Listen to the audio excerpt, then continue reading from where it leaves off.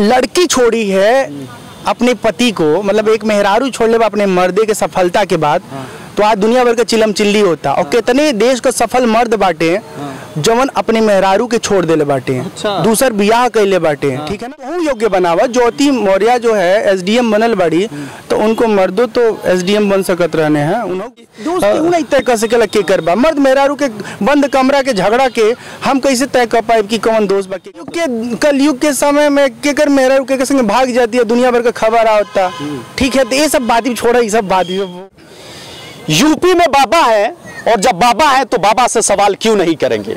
UP में कुछ खबर ट्रेंडिंग में चल रही है इस वक्त। पूरे यूपी, पूरे देश में एक खबर तेजी से वायरल हो रही है एसडीएम ज्योति मौर्य को लेकर और आलोक मौर्य को लेकर।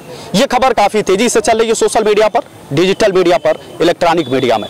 आप तो जानते हैं हमारी खबरें कुछ ऐसी होती हैं जो अद्भुत होती है, खबर भी होती है, खबरदार भी करते हैं हम, और टीवी समाचार ऐसे ही कुछ खबरों के लिए जानी जाती है। एक खबर और भी है जो काफ़ी समय से चर्चा में है, आदि पुरुष को लेकर, उस पर भी बाबा से चर्चा करेंगे। लेकिन बाबा कौन है, आप जानना चाहते हैं कि बाबा से हम क्यों सवाल कर रहे हैं। बाबा बड़ा चर्चित हो गए हैं, अब चर्चित में क्या नाम है इनका, कौन है, पहले इन्हीं से परिचय जानेंगे। बाबा सबसे पहले तो टीवी समाचार बहुत बहुत स्वागत करता है आपका, और अपना शुभ नाम बता दीजिए। हमारा नाम है स्वामी राम शंकर, और इंटरनेट पर हमको कहते हैं डिजिटल बाबा। इंटरनेट पर डिजिटल बाबा। डिजिटल बाबा अभी तक तो कहा जाता है कि यूपी में बाबा है, अब बाबा के सरकार बा, लेकिन हमारी साथे जो मिल गई बा, मोदी जी कहत रहे कि पूरा देश में जो बा डिजिटल बना देवे, पूरा देश के डिजिटल बना देवे के बा, और हमारी साथे जो ने वो बाबा मिल गए हैं वो डिजिटल बाबा हुए। हालांकि भोजपुरी में कबो कबो हम निकलिए जला हमारे बात, चाहे कि भोजपुरी माटी से जुड़ल बानी जा, सही बात हम भोजपुरी बोलब, पूछबा तो भोजपुरी में उत्तर देव, ठीक बा। नहीं, बहुत बढ़िया, हमारे दर्शक भी भोजपुरी हिंदी सब समझे वाला बाने, एकदम बिंदास रही सवाल, एकदम वैसे ही वही जैसे चाहे में रहुआ। अब बाबा एक खबर चला था तेजी से वायरल होता जो एसडीएम ज्योति मौर्य के लेके। आज देखल जा तो एगो पति जोन बा सफाई करनी रहता, वो मेहनत करके पढ़ा के एगो अपनी पत्नी के एसडीएम बना होता, और एसडीएम बनने के बाद 20 साल बाद वो एसडीएम के उसे और प्यार करे लागत अली, और जोन बात तो उनकी मैटर आगे बढ़ जाता। तो प्रेम तब पति लोग भी खूब करता, लोग मेहरारू के घर में रह के और बाहर कितना जन से प्रेम का टाका भिड़ौले बा लोग। हाँ, ये के उसे छुपल बा। अब वो बेचारी कैली है, उनका मन है वो कर ताड़ी। तो एमे पति पत्नी का ये बीच का मामला है, ओकरे बीच में दूसरे के ज्यादा इंटरेस्ट ना ले चाहिए, ठीक है। वो लोन के परिस्थिति कैसन बा, अंदरूनी रिश्तन का जोड़ कैसन बा, कमी ककरे में कैसन कैसन बा, बहुत सारा पर्द वजह होला, तब जाके आदमी कभी कभी एकदम आक्रामक हो जाला, कबो कबो ऐसा फैसला ले लेला जौन फैसला शायद वो कबो लेहल नहीं चला। इतना साल तक संगे रहली है, अब उनका मन कहले हुई कि अब हम अलग रह, तो अलग रहते नहीं। बुराई तब हो जाती है सर कि जब लोग कहते हैं कि 2 बच्चियां आपकी हैं, और जब अपने हस्बैंड के साथ हस्बैंड रहते हुए आपके, और कहा जा रहा है इस तरीके से जोड़ा जा रहा है उसको कि सफाई करनी पति है, इसीलिए वो छोड़ रही है एसडीएम हो जाने के बाद। अब देखो हम उन दोनों से मिले नहीं हैं, ठीक है, तो उन दोनों की जो वस्तु स्थिति है उस पर बहुत ज़्यादा बात करना एकदम अनुचित होगा, ये सही नहीं होगा। और रही बात छोड़ने पकड़ने की, तो इस स्वार्थ में जो जन्म देले बा ना माई बाप, लड़का अपने माई दादा के जब छोड़ देते हमें, तो यहाँ मेहरारू छोड़ दिया तो कोनो आश्चर्य होने वाली बात नहीं बा। बुझले बात, कितना जने बाटे जो सक्षम बाटे पर अपने माई दादा का सेवा नहीं करता, अनाथे नियर छोड़ देता, वृद्धाश्रम ले जाके रख देता, तो यही तो मेहरारू दूसरे घर का बेटी छोड़ ले बा ना। समझ पा रहे हमारी बात। तो ये छोड़ल पकड़ल जिंदगी का हिस्सा। अच्छा, रुआ नहीं लागत कि यूपी बिहार में जब ऐसा कुछ होला और सोशल मीडिया पर ऐसा कुछ होला, तो एक तरह से देखा जाए तो वायरस की तरफ फैलेला। अब बहुत सारा तो मैटर तब आ गई बा जब अब लोग पत्नी के आईएएस बनावल चाहते रहा, लेकिन अब सोचता हम पत्नी के आईएएस ना बनाए, कहे कि आईएएस हो जाए तो हमके भूल जाए, तो ऐसा कुछ। बाबू सुना, देखा मर्द मेहरारू में एक ठो विश्वास नाम का चीज होला, वो विश्वास के जहिया तू तोड़बा वो दिन वो रिश्ता खोखला हो जाए। तो ज्योति मौर्य जो है, चाहे दूसरा नाम कहा उनका आलोक मौर्य, ये कोनो आदर्श पुरुष नहीं बा। भगवान राम सीता का ही देश है, ठीक है ना। सीता जी के अपने राज्य से दूर रहे खातिर मजबूरी में परिस्थितिवश राम जी उनके अपने राज्य में नहीं रखले, वो दूरे वाल्मीकि जी के आश्रम में रहली। ओकरे बादो राम जी दूसर बियाह नहीं कैले, ठीक है। अश्वमेध यज्ञ करे पड़ल, यज्ञाचार्य कहले कि बिना मेहरारू का यज्ञ नहीं हो पाई, पत्नी के बिना यज्ञ संभव नहीं होता, इसलिए आप विवाह कर लीजिए दूसरा। भगवान विवाह नहीं किए, भगवान स्वर्णमयी सीता जी की प्रतिमा बनाए, उसको पास में रख करके और पूरा यज्ञ संपन्न किए। तो ज्योति मौर्य आलोक ये आदर्श लोग नहीं है इस देश में। इस देश के आदर्श भगवान राम हैं कि वो काल में राजा होते हुए एक पत्नी व्रती रहे हैं राम, ठीक है ना।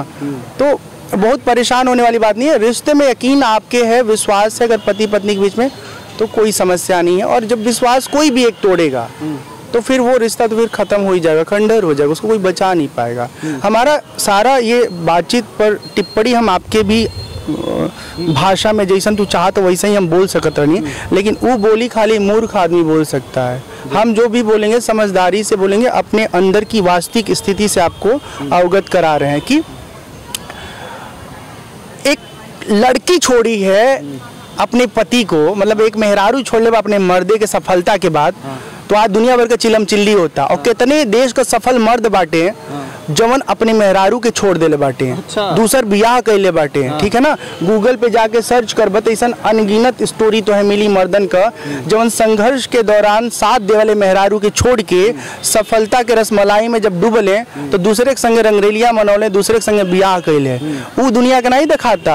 हाँ, मर्द लोग जो है, हम खुद पुरुषों के कह रहे हैं कि कितना बड़ा ये जाति टपोरी है। मतलब प्रकृति में जो पुरुष का सृजन भइल बा ना, वो मजबूरी में एक मेहरारू संग रहेला, ठीक है। समाज के डर से, चाहे अपने अपने अनावश्यक खर्चा के बढ़ौले के डर से, चाहे अपने माई दादा के डर से, चाहे अपने रिश्तेदारन के डर से, लेकिन जहाँ मौका मिलेला इधर उधर जो ना आँख सेकले का काम करेला लोग, ठीक है। और आज तो खैर मर्द मेहरारू सबका स्वभाव एक जैसन हो गइल बा। कुल मिला के सिर्फ हम ये कहना चाहते हैं कि अपने के तोहू योग्य बनावा। ज्योति मौर्य जो है एसडीएम बनल बड़ी, तो उनको मर्दों तो एसडीएम बन सकत रहने हैं, उन्हों बने के चाहिए ना, बचपन से उन्हों के मेहनत करे के चाहिए। और जब कोनो रिश्ता में तू जा ब्याह शादी के, तो पहले ही जितना कुछ जान सकेला, समझ सकेला, एक दूसरे के विचार के साथ जुड़ सकेला, वो सब जुड़ले के बाद अगर विवाह जीवन में जइबत तो दिक्कत ना ही हुई। और 13-14 साल के बाद अगर रिश्ता में खटाई आवता, आदमी एक दूसरे के छोड़ता, तो अंदर अंदर बहुत अलग तरह का स्थिति बा जो हम और आप कबो देख के दूर से समझ नहीं सकेली। 13 साल रहली ना, लेकिन दोस्त केकर बा, हालांकि दोस्त क्यों नहीं तय कर सकेला केकर बा। मर्द मेहरारू के बंद कमरा के झगड़ा के हम कैसे तय कर पाए कि कौन दोस्त बा केकर दोस्त बा।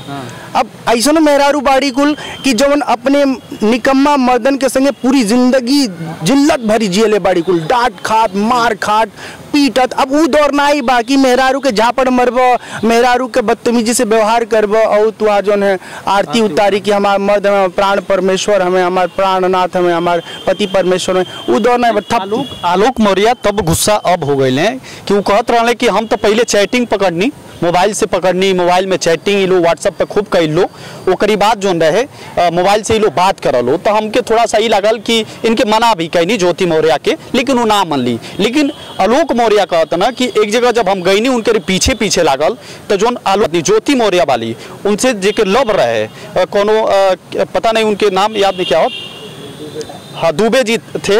अब एक साथ जब एक कमरा में पकड़ाता लो तो थोड़ा सा ये पति खाती और थोड़ा सा बहुत कलयुग के समय में केकर मेहरा के संग भाग जाती है, दुनिया भर का खबर आता, ठीक है। तो ये सब बात भी छोड़ा, ये सब बात वो वाली बात बा, कुछ आध्यात्मिक बात बताओ, ज्ञान का बात करा, कुछ सवाल ऐसा करा आत्मा परमात्मा के जोने हम विशेषज्ञ हैं दुनियादारी के बाद। वही बात ही के लेके चला तनी फिर से।